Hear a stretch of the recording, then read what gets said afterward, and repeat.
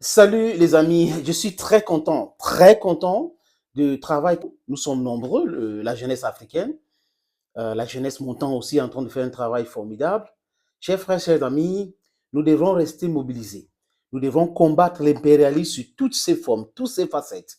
Nous devrons refuser qu'on utilise les laquais en Afrique pour détruire l'Afrique. Ça veut dire qu'on utilise des chefs d'État trafiquants de drogue pour bombarder d'autres pays. On utilise des chefs d'État Dracula pour attaquer d'autres. Il ne faut pas accepter. Il ne faut pas accepter que les Ouattara, les Bazoum, les Mbalo, les Azali, les Tinubu manipulent le peuple africain. Donc, on les utilise pour manipuler le peuple africain et attaquer l'Afrique, détruire l'Afrique. Tinubu doit savoir, Tinubu has to know that Nigerians don't want his stupidity. And Nigerians are ready for him. They are ready for him. African youths are ready for this corrupt, archaic, outdated, and I don't know. There are so many other adjectives you can use on the video. Please, the comment section of the video. Quand je suis très fâché comme ça, je perds même mon latin. Les amis, le peuple du Niger, regardez cette vidéo. Regardez cette vidéo, c'est parlant. Regardez, c'est aujourd'hui à Niamey. Regardez comment ce peuple est mobilisé. Une forte mobilisation. Et le peuple dit non à cette mascarade. Le peuple dit non à cette intervention. Le peuple dit non aux gens qui s'ingèrent. Le problème concerne les Nigériens et les Africains. À quoi est-ce que la France est concernée par cette histoire pour tirer les ficelles, pousser le trafiquant de drogue qui gère un pays alors qu'il a les procès au tribunal, il n'a pas en fini avec, de parler d'intervention militaire. Jusqu'on nous dit qu'il y a une mobilisation de l'armée nigérienne du côté de Sokoto. Mais ce n'est pas possible. Donc les Nigériennes, la jeunesse africaine, je vous rassure les amis, que quand Emmanuel Macron avait fait cette déclaration, vous regardez toujours cette vidéo, oui, en disant la France est prête à toutes les éventualités, même l'intervention militaire.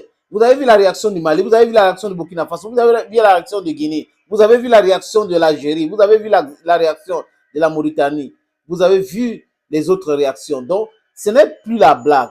Des avions français qui sont au Niger aujourd'hui, si ça vole pour tirer sur la présidence de ce pays, ces avions-là seront abattus.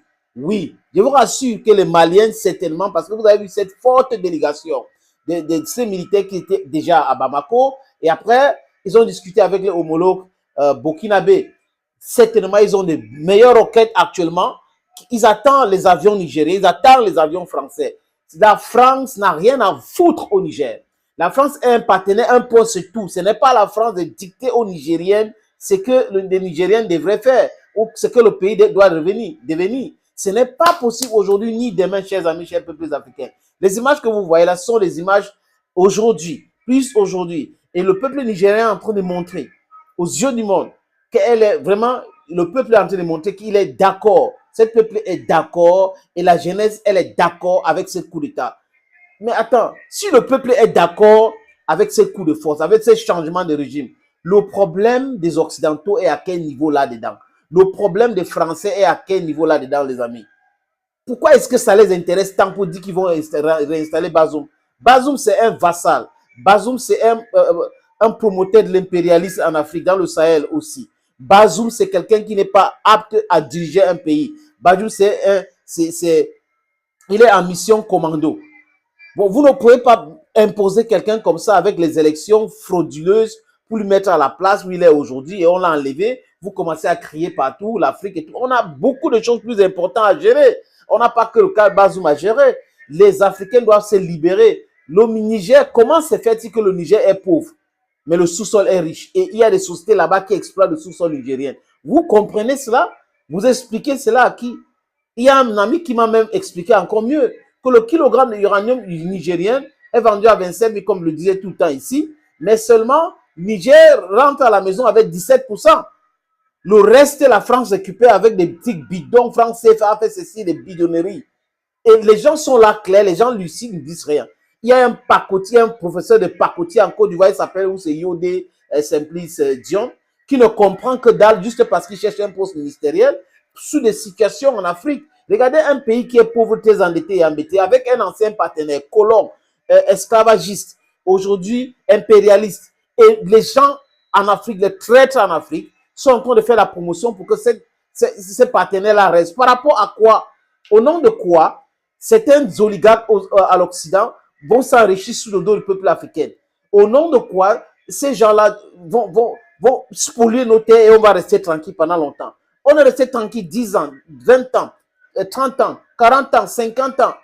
Mais 60 ans après, c'est grave, c'est trop, c'est trop. Quand c'est trop, c'est laid.